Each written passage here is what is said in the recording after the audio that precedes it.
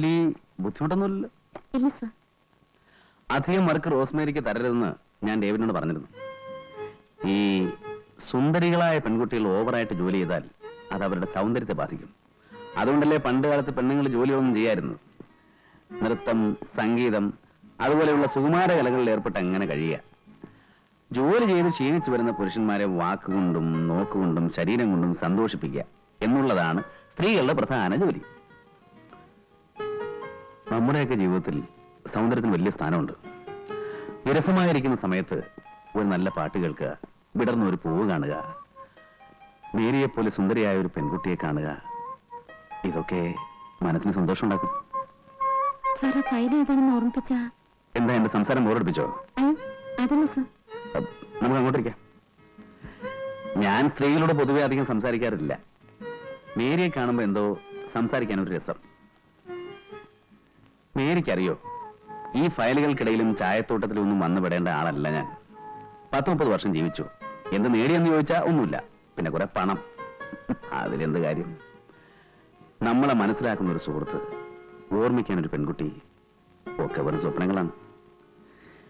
ജീവിതം വല്ലാതെ മടുപ്പ് തോന്നുന്നു. മേരിയെ കാണുമ്പോ എന്തോ ഒരു ആശ്വാസം. എന്താടാ? മറ്റേ പാർട്ടിയെ കാണണ്ടേ? ഏത് പാർട്ടി? കുറച്ചു മുമ്പ് പറഞ്ഞോ, മറന്നുപോയോ? എല്ലാം വിശദീകരിച്ച് പറയണോ? മറ്റേ ഹോസ്റ്റലില്? വേണ്ട, മേരി വയ്ക്കോളൂ, ഞാൻ വിളിപ്പിക്കാം. ശരി സർ. ഓഫീസിലും കൃഷി തുടങ്ങിയില്ലേ? ഇത് നാറ്റ കേസാ കേട്ടോ. അത് ഞാൻ നോക്കിക്കോളാം. നീ പോയി രേവതി ചെന്ന് കണ്ടോ. എന്ത് പറയണം? എഴുത്തുവല്ലോ ഉണ്ടോ? ഞായറാഴ്ച ഒരു ഔട്ടിങ്ങിന് പോരാൻ പറ്റുമെന്ന് ചോദിച്ചു. 5 മണിക്ക് മുമ്പ് ഹോസ്റ്റലിൽ കൊണ്ടുവിടാം. കോളേജിൽ പോകണോ ഹോസ്റ്റലിൽ പോകണോ? ലഞ്ച് ടൈമിന് ഹോസ്റ്റലിൽ പോയാൽ മതി. ചെല്ലടാ.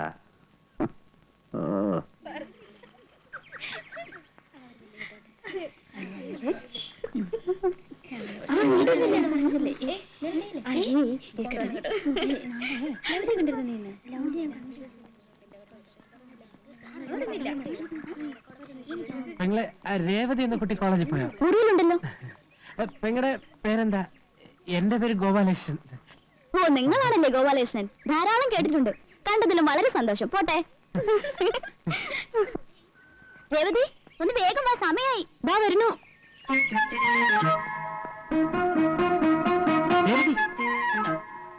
ഞാനാ ഗോപാലകൃഷ്ണൻ. വിഷ്ണു സാർ പറഞ്ഞിട്ട് വന്നതാ. അയ്യോ ഈശ്വര, എന്തിനാ ഇപ്പൊ ഇങ്ങോട്ട് വന്നത്? ഇവിടെ ആകെ പ്രശ്നമായിരിക്കുക. എന്താ എന്താ പ്രശ്നം? എല്ലാം മാറ്റിനറിഞ്ഞു. വിഷ്ണുവിന്റെ കത്തുകളൊക്കെ പിടിച്ചു. എല്ലാം ഡാഡിക്ക് അയച്ചു കൊടുക്കുന്നു പറഞ്ഞിരിക്കുക. സംഗതി പുലിവാലായോ? ഒരു കത്ത് വന്നാ പൊട്ടിച്ചിട്ടേ തരൂ. ഫോൺ വന്നാ തരില്ല. കാണാൻ ആള് വന്ന് അനുവദിക്കില്ല. കത്തിൽ പേര് വെക്കായിരുന്നു നന്നായി.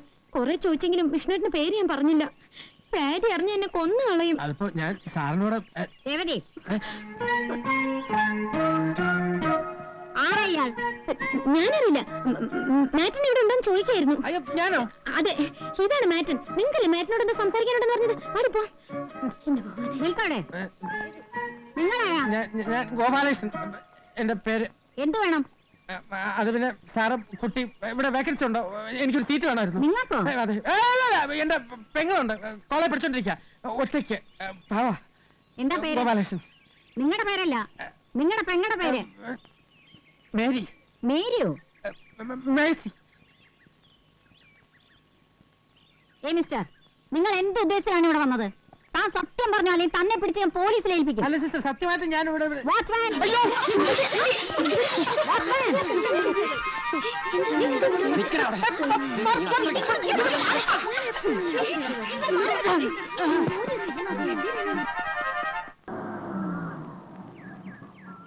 Hi uncle.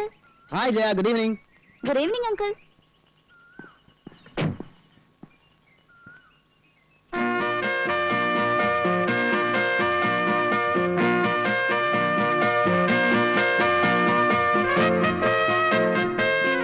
പെൺകുട്ടികളുടെ വളർച്ച ദിവസം തോറുവാണെന്ന് കേട്ടിട്ടുണ്ട്.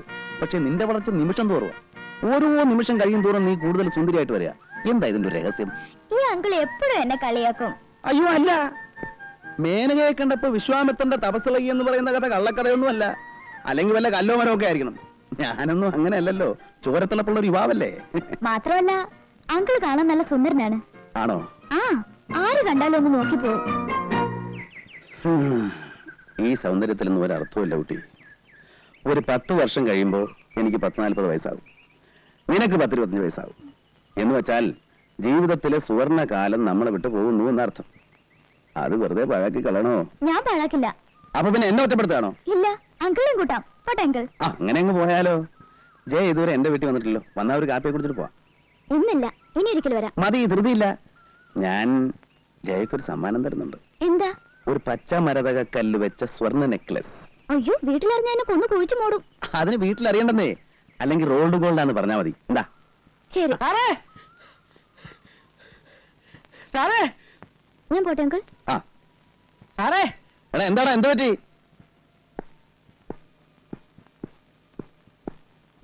നല്ല പണിയാ കാണിച്ചത്. എന്നെ ചെകുത്താന്റെ മുന്നിൽ പറഞ്ഞു വെച്ചിട്ട് സാറ് ഇവിടെ വന്നെന്ന് സൊല്ല.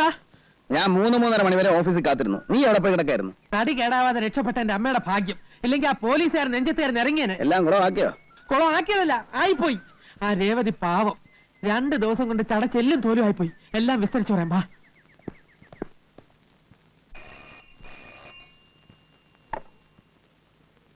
Yes, women's hostel. മേറ്റിനാണ് സംസാരിക്കുന്നത്. നിങ്ങൾ ആരാണ്? രേവതിയുടെ ഫാദറാണ് ഗംഗാധരൻ നായർ. കൊച്ചിയിൽ നിന്ന് STD ആണ്. രേവതിയെ വിളിക്കണോ?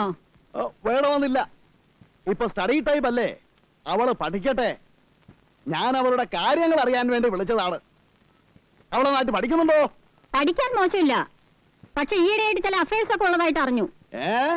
കുടുംബത്തിന് ചീത്തപ്പേരുണ്ടാക്കി വെച്ചോ? കൊല്ലും ഞാൻ അവളെ. ഞാൻ ഇപ്പൊ തന്നെ പുറപ്പെട്ടു വരണോ? വേണ്ട, ഞാൻ വളരെ സ്ട്രിക്റ്റ് ആയിട്ട് പറഞ്ഞിട്ടുണ്ട്. കുറെ കത്തുകൾ ഞാൻ പിടിച്ചു വെച്ചിട്ടുണ്ട്, അത് ഞാൻ നിങ്ങൾക്ക് അയച്ചു തരാം. വേണ്ട, എനിക്കൊന്നും കാണണ്ട. കണ്ടാൽ ആ ദേഷ്യത്തിന് ഞാൻ അവളെ 2 കഷണമാക്കും. അവളുടെ പഠിപ്പ് ഞാൻ അവസാനിപ്പിക്കും. അതൊക്കെ സിസ്റ്റർ തന്നെ എടുത്ത് നശിപ്പിച്ചേക്ക്. പിന്നെ വരുന്ന കത്തുകളൊക്കെ സെൻസർ ചെയ്തിട്ട് കൊടുത്താൽ മതി. ശരി. വിസിറ്റേഴ്സിന് ആരെയും അനുവദിക്കണ്ട. എന്തെങ്കിലും ആവശ്യം വന്നാൽ എന്റെ ഒരു കസിനുണ്ട്, അയാളെ അറിയിച്ചാൽ മതി. വിഷ്ണുനാരായണൻ എന്നാണ് പേര്. പ്ലാന്റർ ആണ്. ഓ, വിഷ്ണു താങ്കളുടെ കസിനാണോ? വിഷ്ണുവിനെ ഞാൻ അറിയും. ഈ ഹോസ്റ്റലിന്റെ അഡ്വൈസറി കമ്മിറ്റി മെമ്പറാണ് അദ്ദേഹം. ഓഹോ, എങ്കിൽ സിസ്റ്റർ ഒരു ഉപകാരം ചെയ്യണം. ഇപ്പോൾ തന്നെ വിഷ്ണുവിനെ വിളിച്ചൊന്ന് പറയണം, അവളെ ഒന്ന് ഉപദേശിക്കാൻ. പുറത്തു വിടണമെങ്കിൽ വിഷ്ണുവിന്റെ ഒപ്പം വിട്ടാൽ മതി. ഓക്കെ, STD ആണ്. നിർത്തട്ടെ. Thank you sister. കലക്കിട്ടോ, സമ്മതിച്ചിരിക്കുന്നു. ഈ മൂരാച്ചികളെയൊക്കെ വിറ്റ് കാശ് നമ്മുടെ കയ്യിലില്ലേ ഗോപാല? ഏറ്റാതെ ഇപ്പൊ വരും ഫോൺ. കണ്ടോ? Hello, Vishnu here. നമസ്കാരം സിസ്റ്റർ. ഞാനിപ്പോ ഓഫീസിൽ നിന്ന് വന്ന് കയറിയതേ ഉള്ളൂ. എന്താ വിശേഷിച്ച്? കൊച്ചിയിൽ നിന്ന് ഗംഗാധരനായി വിളിച്ചിരുന്നു. അപ്പോഴാണ് അറിയുന്നത് നിങ്ങൾ കസിനാണെന്ന്. ഓഹോ, ഏട്ടൻ എന്താ വിശേഷിച്ച്? ഞങ്ങളുടെ ഒരു കുട്ടി അവിടെ ഉണ്ട്, രേവതി. അവളുടെ ഒരു കാര്യം സംസാരിക്കാനുണ്ടായിരുന്നു. മിസ്റ്റർ വിഷ്ണുവിന് നാളൊന്നും ഇവിടെ വരെ വരാൻ അസൗകര്യം ഉണ്ടാവുമോ? നോക്കട്ടെ. നോക്കിയാ പോരാ, വരണം, അത്യാവശ്യമാണ്. ഓക്കെ സിസ്റ്റർ, നാളെ രാവിലെ ഓഫീസിലേക്ക് പോകുന്ന വഴി ഞാൻ അവിടെ വരാം. Thank U.